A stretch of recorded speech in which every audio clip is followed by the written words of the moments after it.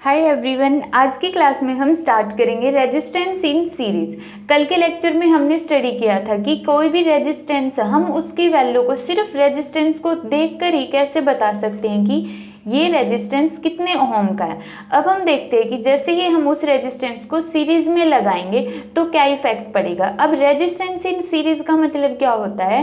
Resistors are connected in series if same current is flowing through each resistor. अगर हर एक resistor से same current flow हो रहा है तो हम उसको बोलेंगे रेजिस्टेंस इन सीरीज। अब यहाँ पे देखा हमने तीन रेजिस्टेंसेज लगे हुए हैं और तीनों के अंदर सेम करंट फ्लो कर रहा है, तो इसका मतलब तीनों क्या है, सीरीज में है। अब ओहम्स लॉ के अकॉर्डिंग हमें पता होता है पोटेंशियल डिफरेंस किसके इक्वल होता है, करंट इनटू रेजिस्टेंस। अब तीनों में करंट तो सेम है बट रेजिस्टेंस क्या है, अलग अलग है, तो इसका मतलब तीनों में पोटेंशियल डिफरेंस भी क्या होगा, अलग अलग होगा। तो फर्स्ट रेजिस्टर के अक्रॉस जो पोटेंशियल ड्रॉप होगा उसको हम बोलेंगे V1, सेकंड के अक्रॉस जो पोटेंशियल ड्रॉप होगा उसको हम बोलेंगे V2 और थर्ड के अक्रॉस जो पोटेंशियल डिफरेंस होगा उसको हम बोलेंगे V3 पोटेंशियल डिफरेंस। अब ये जो पोटेंशियल ड्रॉप है वो ओवरऑल किसके इक्वल होगा, जितना पोटेंशियल डिफरेंस हमने यहाँ पे अप्लाई किया, मीन्स जितनी वोल्टेज हमने यहाँ पे अप्लाई की है उतनी ही यहाँ पे ड्रॉप हो सकती है। अगर हम यहाँ पे 25 वोल्ट अप्लाई कर रहे हैं तो इन तीनों के अंदर सिर्फ 25 वोल्ट ही ड्रॉप हो सकता है, उससे ज़्यादा नहीं। तो इसका मतलब क्या हो गया, V is equal to V1 plus V2 plus V3। Ohm's law के अकॉर्डिंग ये जो V है वो किसके इक्वल होगा, I, और ये टोटल रेजिस्टेंस सीरीज में तो हम मान लेंगे IRS। V1 किसके इक्वल है, I R1, V2 किसके इक्वल है, IR2 प्लस V3 किसके इक्वल है, IR3। अब दोनों साइड से I कॉमन आ रहा है तो I हमने ले लिया। अब RS is equal to R1 plus R2 plus R3। तो यहाँ से ये हो गया सीरीज रेजिस्टेंस का फॉर्मूला। अब सीरीज रेजिस्टेंस के अंदर हमने देखा कि टोटल रेजिस्टेंस किसके इक्वल होता है, तीनों रेजिस्टेंस को सिंपली ऐड कर देंगे तो वो आ गया हमारे पास टोटल रेजिस्टेंस इन सीरीज। और यहाँ पर हमने देखा कि जो टोटल रेजिस्टेंस है वो क्या आता है, इंडिविजुअल रेजिस्टेंस से बढ़कर आता है, मीन्स RS की वैल्यू वो ग्रेटर होगी R1 से भी और ग्रेटर होगी R2 से भी और ग्रेटर होगी R3 से भी। तो सर्किट के अंदर जब भी हमें रेजिस्टेंस को इंक्रीज करना है तो उस टाइम पे हम क्या करेंगे, जितने भी रेजिस्टेंसेज है उनको सीरीज में कनेक्ट कर देंगे। तो ये था हमारे पास रेजिस्टेंसेज इन सीरीज। सीरीज का मतलब क्या होगा, सभी के अंदर सेम करंट अगर फ्लो कर रहा है तो वो सभी रेजिस्टेंसेज किसके अंदर है, सीरीज के अंदर है। अब हम देखते हैं resistance in parallel. Resistance in parallel का मीनिंग क्या है कि जब उन रेजिस्टेंसेज के अक्रॉस पोटेंशियल डिफरेंस सेम रहेगा, क्या सेम रहेगा, पोटेंशियल डिफरेंस, उसके अंदर करंट बेशक से अलग अलग हो लेकिन पोटेंशियल डिफरेंस क्या रहना चाहिए, सेम रहना चाहिए, तो वो क्या होंगे, रेजिस्टेंसेज इन पैरेलल। तो यहाँ पे हमने देखा कि जो पोटेंशियल डिफरेंस है वो हमने अप्लाई किया है V बैटरी के अंदर से यहाँ पे कितना करंट निकलता है, I, और ये I करंट तीन पार्ट्स में डिवाइड हो गया, I1, I2 और I3 करंट। तो यहाँ पे टोटल करंट I वो कितने पार्ट में डिवाइड हुआ है, तीन पार्ट्स में, I1, I2 plus I3। Ohm's law के according V is equal to होता है IR और I का फॉर्मूला क्या होगा, V बाई R। अब जो फर्स्ट रो है, फर्स्ट रो के अंदर अब पोटेंशियल डिफरेंस तो हमने क्या कहा, पैरेलल में सेम होगा, और कितना सेम होगा, जितना कि एक्सटर्नली हमने अप्लाई किया। अगर हम यहाँ पे 20 वोल्ट की बैटरी अप्लाई करते हैं तो इसके अंदर भी 20 वोल्ट होगा, इसमें भी 20 और इसमें भी 20, तो इसका मतलब V तो क्या रहेगा, सेम। तो V by R total resistance parallel में है तो हमने रिप्रेजेंट कर दिया RP। I1 किसके इक्वल होगा, I1 is equal to V by R1, V by R1 plus V by R2 plus V by R3, इस तरह से। अब दोनों साइड से हमने V को कॉमन लिया तो 1 by RP is equal to 1 by R1 plus 1 by R2 plus 1 by R3। अगर 3 रेजिस्टेंस है तो 3 आ गया, और अगर इससे ज़्यादा है तो इसी तरह प्लस में 4th 5th सोन, इस तरह से चलते रहेंगे। तो पैरेलल के अंदर क्या होता है, पोटेंशियल डिफरेंस सेम रहेगा, और टोटल रेजिस्टेंस कैसे निकालेंगे, 1/Rp equal to 1/R1 plus 1/R2 plus 1/R3 सोन। इसके अंदर जो टोटल रेजिस्टेंस होगा वो सबसे लेस होगा, मीन्स Rp की वैल्यू R1 से भी कम होगी, R2 से भी कम होगी, R3 से भी कम होगी। तो जब हमारे पास बहुत सारे रेजिस्टेंसेस हो और हमें टोटल ओवरऑल रेजिस्टेंस को डिक्रीज करना, तो उसके लिए हम क्या करेंगे, पैरेलल में अप्लाई करेंगे। अब जैसे घर के अंदर होता है, घर के अंदर हम क्या यूज़ करते हैं, बल्ब यूज़ करते हैं, फ्रिज यूज़ करते हैं, गीज़र यूज़ करते हैं, फ़ैन यूज़ करते हैं, रेफ्रिजरेटर यूज़ कर रेफ्रिजरेटर तो हो ही गया। तो जितने भी अप्लाइंसेज हो गए उनको हम पैरेलल में लगाते हैं। पैरेलल में क्यों लगाएंगे, ताकि ओवरऑल जो लोड होगा, जो घर के अंदर सप्लाई आ रही है उसके ऊपर कम लोड पड़े। जब भी हम पैरेलल में लगाएंगे तो जो ओवरऑल रिजल्टेंट रेजिस्टेंस होगा वो कम हो जाएगा सभी के रेजिस्टेंसेस के कंपैरिजन में। इसलिए हम बोलेंगे कि हम उनको पैरेलल में लगाए ताकि लोड कम पड़े।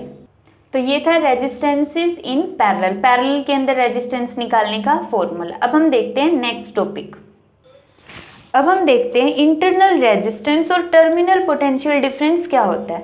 सबसे पहले आता है इंटरनल रेजिस्टेंस। इंटरनल रेजिस्टेंस का मतलब क्या होगा कि ये वो रेजिस्टेंस है which is offered by the electrolyte and electrodes. इसका मीनिंग क्या होता है, जैसे हमने एक कंटेनर लिया है, इसके अंदर हमने कोई भी एक सॉल्यूशन डाल दिया, चाहे वो सोडियम क्लोराइड हो या कोई भी और सॉल्यूशन हो, तो उस सॉल्यूशन का नाम हमने क्या दिया है, इलेक्ट्रोलाइट। कोई भी सॉल्यूशन उसका नाम क्या होगा, इलेक्ट्रोलाइट।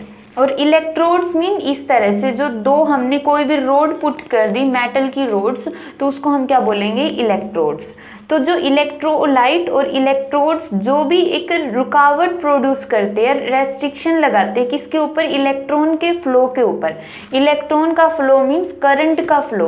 तो करंट के फ्लो होने में जो इलेक्ट्रोड्स और इलेक्ट्रोलाइट ने रेजिस्टेंस ऑफर किया है उसी को हम क्या बोलेंगे, इंटरनल रेजिस्टेंस। इंटरनल रेजिस्टेंस को हम रिप्रेजेंट करेंगे स्मॉल r से। अब ये जो स्मॉल r है वो किन किन फैक्टर्स पर डिपेंड करता है। सबसे पहले डिपेंड करेगा distance between the electrodes. Distance between electrodes, जो दो इलेक्ट्रोड्स के बीच की डिस्टेंस है इसके ऊपर डिपेंड करेगा। फिर डिपेंड करता है area of electrodes, area of electrodes कि जो दो इलेक्ट्रोड्स हमने लिए हैं उनका एरिया कितना है।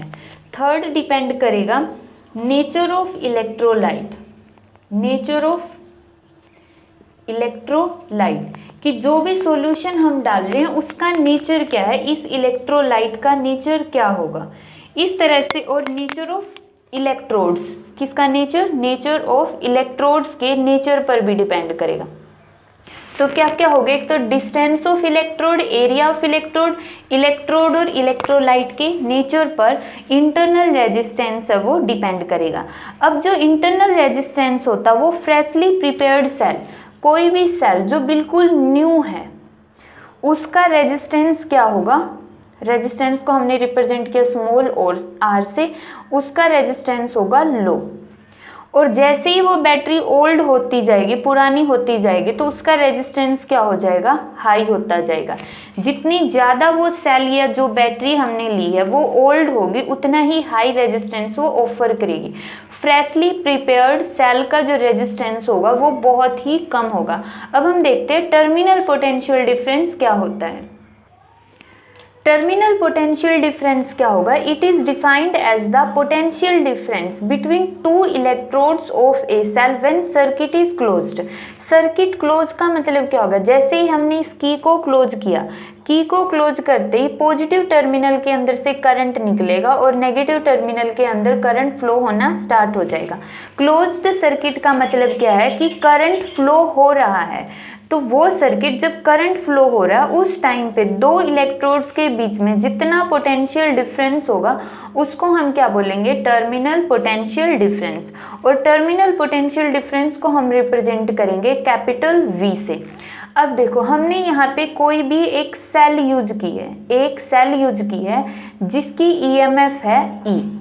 अब जो ईएमएफ ई है और इसका इंटरनल रेजिस्टेंस है आर, इंटरनल रेजिस्टेंस हो गया आर और ईएमएफ हो गई ई, और इसकी टर्मिनल पोटेंशियल डिफरेंस मेजर करने के लिए हमने यहाँ पे एक वोल्ट मीटर रखा। तो उस वोल्ट मीटर के अंदर दिखाया कि वोल्टेज कितनी है V, हमने लगाई कितने की थी सेल E की और मिली हमें कितनी V की।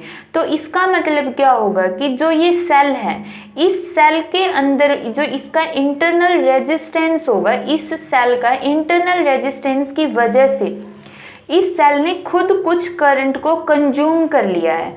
मींस इस सेल के अंदर कुछ करंट ड्रॉप हो गया है और उस ड्रॉप होने के बाद हमें जो करंट मिला है, जो पोटेंशियल डिफरेंस मिला है, उसको हम बोलेंगे V। तो यहाँ पे E किसके इक्वल होगा, E is equal to V plus I R, या फिर हम बोलेंगे जो टर्मिनल पोटेंशियल डिफरेंस है वो किसके इक्वल है, टर्मिनल पोटेंशियल डिफरेंस होगा लेस, ई के कंपैरिजन में वी की वैल्यू कम होगी। मतलब हम बैटरी तो लगा रहे हैं, जैसे मान लेते हैं 20 वोल्ट की, और हमें पोटेंशियल डिफरेंस जब हमने वोल्ट मीटर के थ्रू मेजर की तो बैटरी हमें मिली 19 वोल्ट की। तो इसका मतलब वी की वैल्यू तो क्या हो गई, ई से कम हो गई। क्यों कम हुई, क्योंकि यहाँ पे कुछ करंट कहाँ पर कंज्यूम हो जाएगा, उस सेल के अंदर ही कंज्यूम हो गया। जो इलेक्ट्रोलाइट्स ने और इलेक्ट्रोड ने रेजिस्टेंस ऑफर किया था, उस रेजिस्टेंस को ओवरकम करने के लिए इस सेल ने कुछ करंट कंज्यूम किया है, जिसको हम बोलेंगे कि इस सेल के अंदर एक पोटेंशियल ड्रॉप आ गया। कितना ड्रॉप आया, आई आर का। तो जो सेल की टोटल ईएमएफ कितनी थी 20, और मेजर कितनी हुई वोल्ट मीटर के अंदर 19 वोल्ट। तो इसका मतलब 1 वोल्ट क्या है, सेल के अंदर ड्रॉप हो गया। तो यहाँ पे टर्मिनल पोटेंशियल डिफरेंस क्या होता है, उसकी एक्चुअल ईएमएफ से कम होगा। कब कम होगा, जब उस सेल के अंदर करंट फ्लो कर रहा है। मींस हम उस सेल से करंट को ड्रॉ कर रहे हैं, करंट को कंज्यूम करेंगे। घर के अंदर कोई भी हमने अपरेटस को अगर ऑन किया हुआ है तो उस टाइम पे जो उसके अंदर वोल्टेज होगी, उस वोल्टेज को हम बोलेंगे टर्मिनल पोटेंशियल डिफरेंस। अब हम इस सर्किट के अंदर जो ये करंट फ्लो कर रहा है आई, इसकी वैल्यू देखते हैं। आई ओहम्स लॉ के अकॉर्डिंग V किसके इक्वल होता है, V is equal to I R. तो आई किसके इक्वल आ गया, V बाई आर के इक्वल आ गया। तो यहाँ पे I का फॉर्मूला क्या बन गया, I is equal to potential की वैल्यू कितनी है यहाँ पे E, और टोटल रेजिस्टेंस कितना सर्किट में, ये तो हो गया एक्सटर्नल रेजिस्टेंस, और ये क्या होगा इसका इंटरनल रेजिस्टेंस, और दोनों रेजिस्टेंस सीरीज में लगे हुए तो R प्लस R। तो ये हो गया इसके अंदर टोटल करंट जो इस सर्किट के अंदर फ्लो कर रहा है, उस टोटल करंट की वैल्यू है E by R plus R. तो जब हम इसको सोल्व करेंगे I R plus R is equal to E, तो यहाँ से क्या होगा I R plus I R is equal to E. तो यहाँ से ये आई आर क्या है, इसके अंदर ये आई आर होगा terminal potential difference is equal to E minus I R. तो जो रेजिस्टर के अंदर, रेजिस्टर का मतलब यहाँ पे क्या, कोई भी लोड का मतलब क्या होता है, जो हाँ जहाँ पर भी हमें करंट की रिक्वायरमेंट होती है, चाहे इस रेजिस्टेंस को मान लो यहाँ पे एक बल्ब लगा हुआ है तो वो भी तो क्या एक रेजिस्टेंस है, या फिर फ्रिज लगा हुआ है, फ्रिज भी क्या एक रेजिस्टेंस है। तो जितना भी वो जो लोड है वो करंट कंज्यूम कर रहा है, तो उस करंट की वजह से जितना वोल्टेज ड्रॉप इसके अंदर आया, उस वोल्टेज ड्रॉप को ही हम क्या बोल रहे हैं, टर्मिनल पोटेंशियल डिफरेंस। तो इस तरह से हमने निकाल लिया टर्मिनल पोटेंशियल डिफरेंस। और अगर हम यहाँ पे की को ओपन कर देंगे, जैसे ही हमने की ओपन की, यहाँ से कोई करंट फ्लो नहीं करेगा। अगर करंट फ्लो नहीं करेगा तो इसका मतलब यहाँ पे आई की वैल्यू क्या हो गई, 0। तो V इज इक्वल टू आ गया E के इक्वल। तो इस टाइम पे जितनी सेल की वोल्टेज है उतने ही इसका टर्मिनल पोटेंशियल डिफरेंस होगा। तो ये इसका क्या है, मैक्सिमम टर्मिनल पोटेंशियल डिफरेंस है जब करंट की वैल्यू कितनी होगी, 0 होगी। अब अगर हम इंटरनल रेजिस्टेंस R की वैल्यू कैलकुलेट करना चाहते हैं कि वो जो सेल हमने यूज किया उसका इंटरनल रेजिस्टेंस कितना होगा, तो इसके लिए हम क्या करेंगे, यूज करेंगे V किसके इक्वल होता है, E माइनस आई आर। तो यहाँ से आई आर को लेफ्ट हैंड साइड में लेके जाएंगे और V को राइट साइड में। R किसके इक्वल आ गए, E minus V by I. अब ओहम्स लॉ के अकॉर्डिंग I किसके इक्वल होता है, V बाई R। तो I की जगह वैल्यू पुट करेंगे हम V बाई R, R को हम कहाँ पर ले गए, ऊपर। तो ये आ गया internal resistance of a cell, कि किसी भी सेल का इंटरनल रेजिस्टेंस इतना होगा। जब न्यूमेरिकल के अंदर वैल्यू दी मिलेगी तुम्हें EMF of cell, terminal potential difference और एक्सटर्नल रेजिस्टेंस, तो उस टाइम पे हम सेल का इंटरनल रेजिस्टेंस कैलकुलेट कर सकते हैं। अब ये तो कब था, जब बैटरी डिस्चार्ज हो रही थी। ये जो पूरा फिनोमिना हमने पढ़ा ये तब के लिए है जब वो बैटरी डिस्चार्ज होगी, सॉरी ये स्पेलिंग गलत है, जब बैटरी क्या होगी, डिस्चार्ज हो गई। हमने बैटरी को चार्ज कर दिया, चार्ज करने के बाद जब हम उसको कंज्यूम करेंगे, जब उसके थ्रू हम फैन या फिर बल्ब वगैरह ऑन रखेंगे, तो उस टाइम पे जो बैटरी है वो डिस्चार्ज हो गई, तब उसके अंदर टर्मिनल पोटेंशियल डिफरेंस इतना होता है।